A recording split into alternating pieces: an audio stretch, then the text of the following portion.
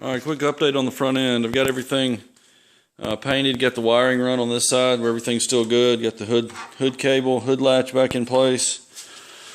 I scribed lines around this thing before I took it out, before I painted it. So I've got those lines that I can see. So I've got it matched right back up to where it was. I've got the bumpers put back in just temporarily, just all the way up, so I can set the hood on here without scratching it. Then I'll readjust those.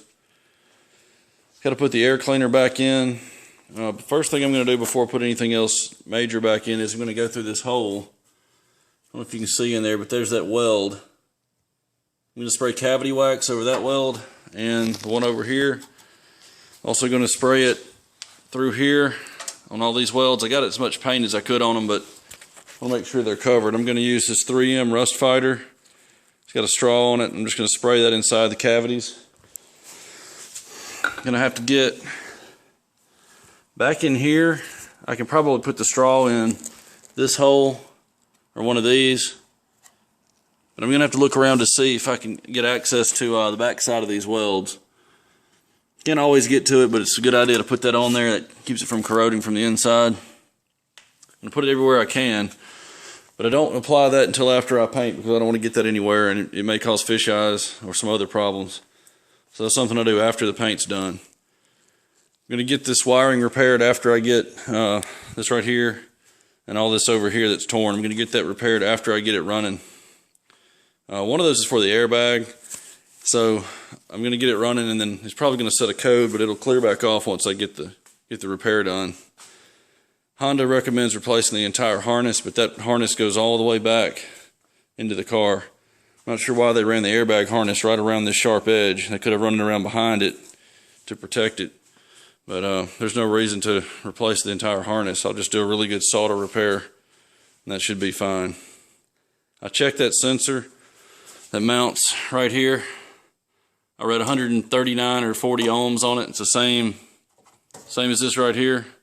I'm going to assume those are good for now since they're the same until I get it running. We'll see what happens. If the airbag light won't go off after I repair that wiring, then we'll have to diagnose that. I'll be back in just a minute once I get everything, get ready to do the cavity wax for everything and get the radiator put in it. Alright, I'm going to do the main cavity wax at the top there and in the frame rails, and I'll just do the other parts off camera once I can find an access point.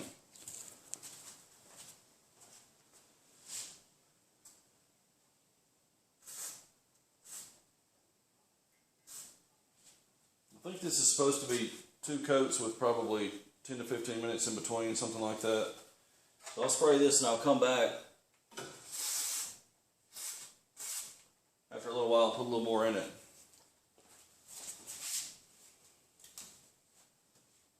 Grab a light.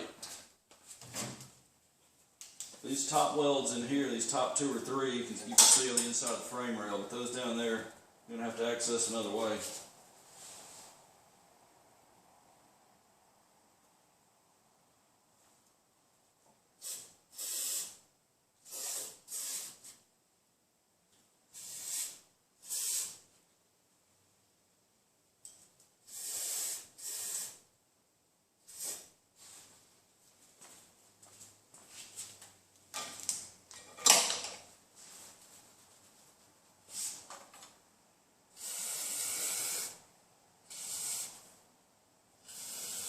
When I get done, I'll show you how nasty this is. That's why I'll wait till the very end.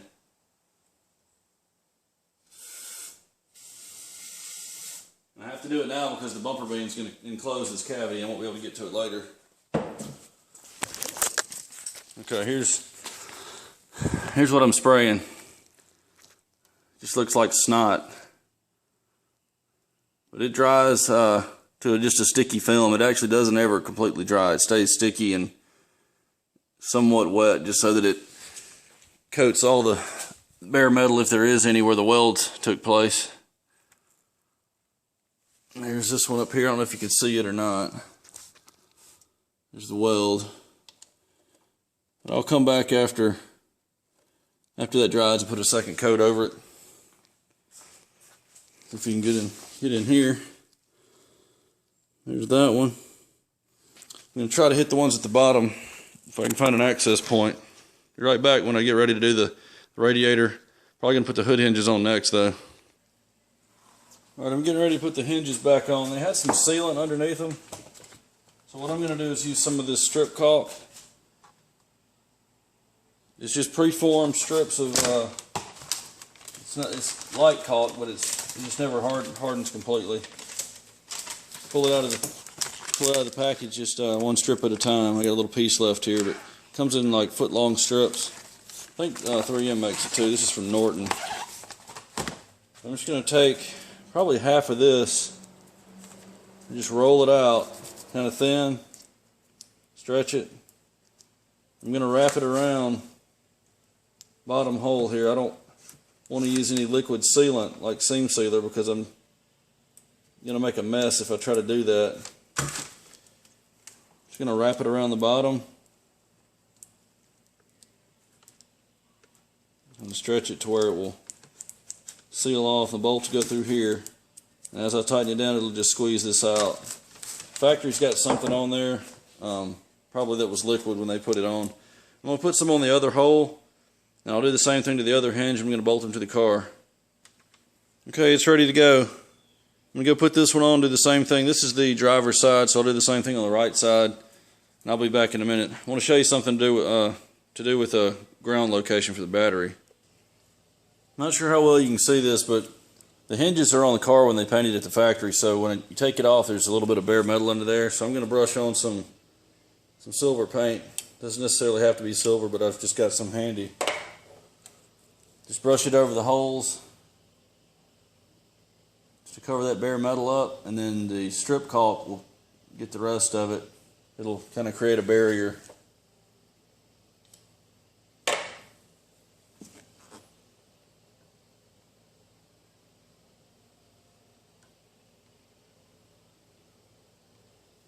That'll be enough for just some corrosion protection on that bare metal. I'm going to bolt the hinge on now. I'll be back in a minute. Here's touch-up paint. If you can't tell by now, I'm pretty OCD about preventing rust. Can't stand it. I'll let that dry for probably 5 minutes or so. Just base coat. That'll dry pretty quickly.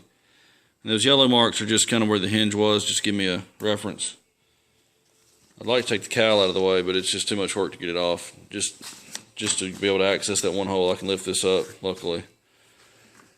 But I'm just going to leave it on. It's got to pull the wipers off and everything to get it off there. That's really the only reason it needs to come off, but I'll work around it for now. Be back when the hinges are on. Alright, it's bolted on. You can see how the sealant squeezed out around it. Another good thing about this stuff is it doesn't ever harden up, so if I need to adjust that hinge, I'm not really married to that position. If I put a 2-part seam sealer in there, it's going to harden up and basically just lock the hinge in place. I don't have them completely torqued. They're pretty tight just so they don't move, but they're in there and sealed, but I can still move it.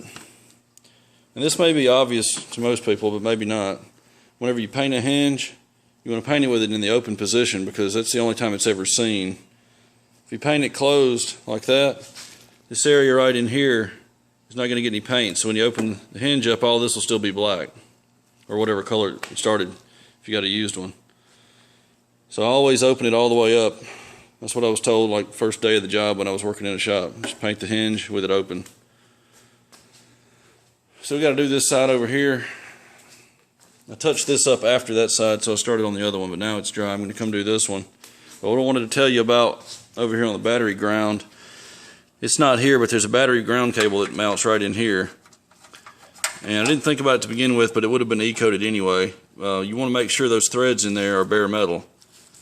And I've got E-coat and paint in there. This is a self-tapping type screw, so it'll actually eat the, you can see that. Anyway, it's got a notch cut in it. Let's see if you can see it. Get it focused. I don't know that I can get it focused on that. Yeah. It's got a notch cut in it so that it will clean the threads out as it goes in. But this is the main battery connection for the ground cable. So I'm going to take the drill. You can run a tap through it to clean it out, but I'm just going to take the drill and run the screw in and out 4 or 5 times back and forth, and that'll clean it out for me. Make sure I got a good ground connection there for the battery. That's just one thing to think about. Anywhere you've got a ground, going into something that you've painted, you need to make sure you clean that out.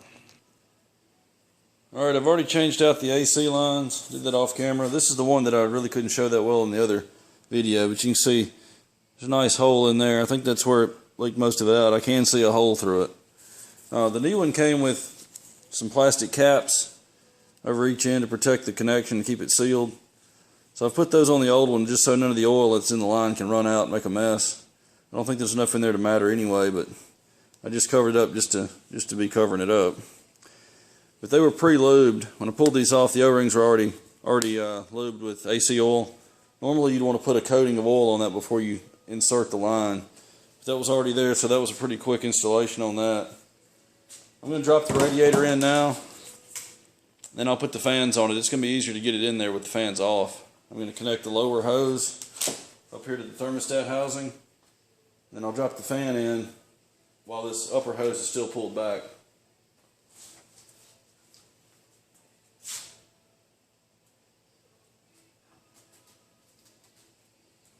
I think I'm going to go from underneath. That's how I test fit it. It might be easier.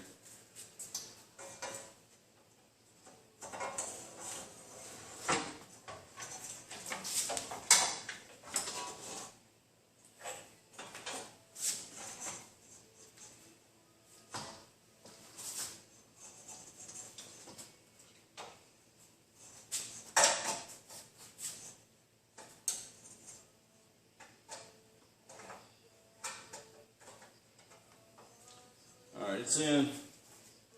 I'm going to connect the temperature sensor.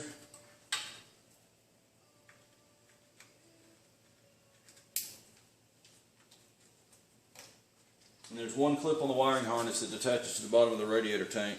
And then there's one more connector for the fan.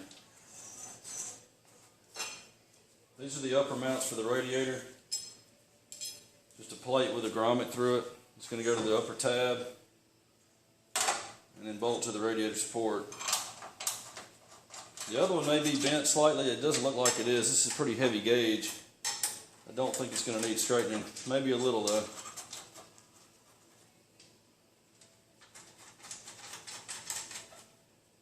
I'm going to get that one checked and see if I need to straighten it. Be back in a minute. Okay, that went on no problem. Lined right up. Not too high or too low. Radiator is still slightly loose. That's just how these fit. Every Honda I've ever done is like that. You think this would be conical where it would just come down on it and tighten up, but I guess they want it to move a little bit. Maybe for expansion when it's hot, I'm not sure. I've got the reserve tank in. There's a bracket back behind that had to be bolted in. I straightened it just a little bit. Bolted it in, went ahead and snapped that in so that it's already in there now. This would have been in the way of it. I'm going to go ahead and hook up the hoses, get this thing full of coolant so I can start it. Alright, here's a little tech tip for you. There's 2 barbs in this clip right here, this spring clip. If you pull this thing all the way over, this side will catch on these 2 barbs. If you can get it to grab. My pliers out of the way.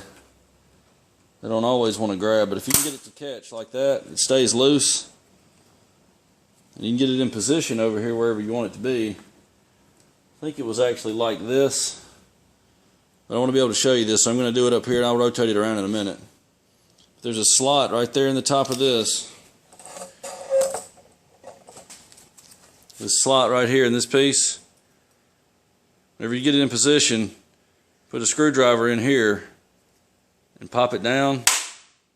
It'll release those tabs and snap it right in place.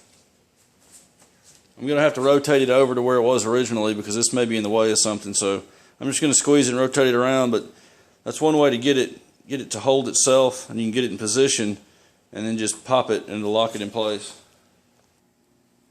Here's a little fan bracket clip that I made, or fan bracket with a clip. I just smoothed out all the corners after I trimmed it down across the top here. Put the nut on it before I painted it just so I wouldn't scratch all the paint off. I'm going to put this on the fan now and I'll show you what it looks like when it's installed. Alright, I got it installed now. This mount over here in the radiator is a little bit too far to the driver's side. So that's where the little piece is that I fabricated with the speed nut. That speed nut I think is off of an old Honda headlight. I save all those just for things like this. But I just extended my mount over here basically, and that's just as rigid as the factory would have been. I don't see any problems with that at all. That should be fine. Gonna get the thing full of coolant now and be back when I get a battery so I can start it. Alright, I'm getting ready to install the condenser. I was gonna take the battery out of one of these Civics I've got, but I'm not gonna waste my time doing that since I gotta buy one anyway. I'm just gonna wait for one. Get one on Monday. It's Saturday right now. I'll go ahead and do the condenser. I've got it propped up. This is the top of the condenser here, and I've got to add about an ounce of refrigerant oil to it, and about 1/3 of an ounce for every line that I've replaced. I've replaced 2, so I'm just going to put about 2 ounces in it. I don't think I have enough, but I might. But I'm going to pour it through the top one here, because when I go to put it on the car, I'm going to turn it up, and it'll all continue to run in. I'm going to try to put the 2 ounces through this hole and just let it run down, and I'll pick it up and let it run down the tubes across the core. Try to get 2 ounces in. This is PAG 46. That's what Honda takes. At least all the ones I work on. Try to get 2 ounces out of it. I may only have a little over 1.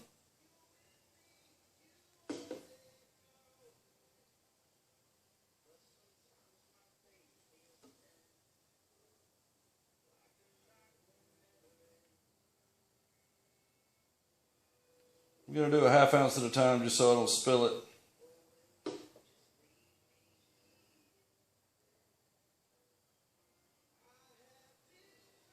You can do this after you've installed it. You can add it into the system when you charge it, but I like to do it like this. That way I don't have to worry about putting oil in my fill line.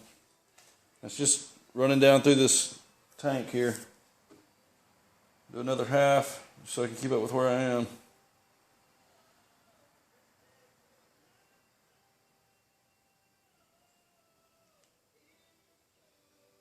See how much I got left.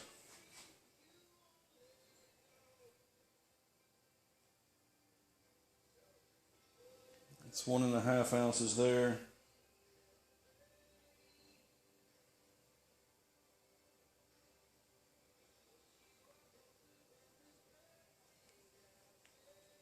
See how much I can get out of it.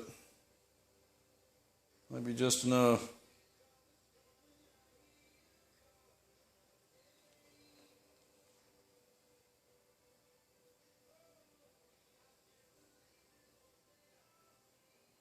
I need somewhere between 1.5 ounces and, well, about 1 2/3 ounces and 2 ounces. So I need at least 1 2/3 ounces. I don't know that I've got that much. I may have to throw a little bit of PAG 100 in there. That's the next viscosity up, which will be fine. If I'm only going to put about 1/3 of an ounce of that in there, that'd be plenty. Or that'd be fine to put just that much in there. We'll go ahead and get it full. I'll be back in a little bit. Alright, I had 1 3/4 ounces, so, or just a hair over that, so I think that was plenty. That should be fine. I'm going to go ahead and clean this plug up and put it back in the hole just to keep the condenser clean while I install it. I'm going to put it in now. Alright, I've got a condenser bracket here that's bent. This is off the right side, this is the left side over here. You can see I got to make this one match it. I'm going to go straighten that up and I'll be back to bolt the condenser in.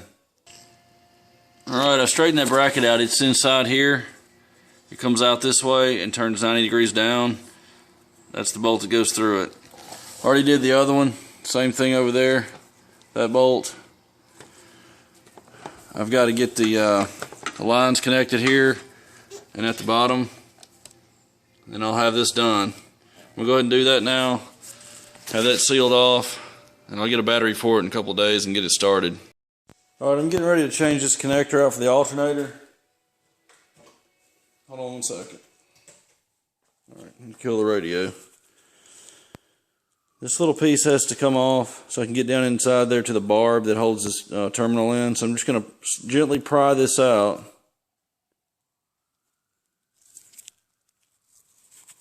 Just get it up here. I've already done this to the one on the car. Take this piece out. And down inside this part of the connector, there's a barb. I'm going to reach in there. I've got this tool set right here. It's a terminal kit. I'm going to get one that will fit down inside there.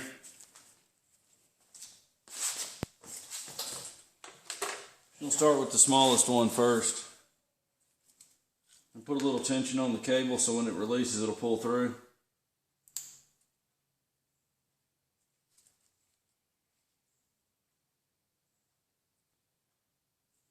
Sounded like it cracked the connector, but hopefully not. Hopefully it was just this thing popping off of it. But the open side of it faced down.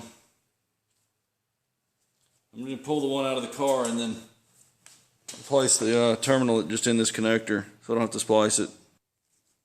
Alright, once I get that one out, I'll have to check the little rubber seal in the back here, make sure it's not torn, but it did get impacted, but I think it's still intact and it should still seal. I'm going to do the same thing here, put a little tension on it and pull on it while I reach in and release the barb. Alright, it's coming out.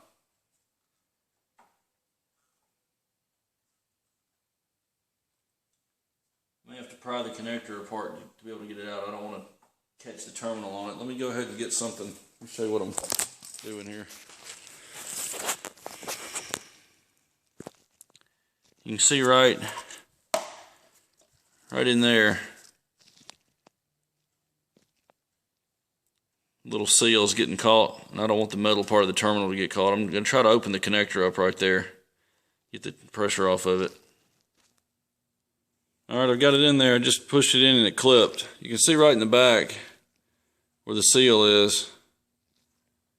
Focus on it. Down in there, there's about 2 or 3 ribs that actually seal. So it's got about 2 or 3 seals in there. The innermost one was slightly cut, but this is where any kind of water would try to get in the back, and this is still completely intact. So I just went ahead and clipped it in. That'll seal. I've just got to put the green cap back over the terminal there. That's just the guide to keep the pins aligned. Just snap that thing in. That's it right there. It's actually gray on this one, but the original down there was green. I'm going to use the same one that came in this connector. They should be interchangeable, but I'm just going to be safe. I'll clip that in and plug it into the alternator and we should be good.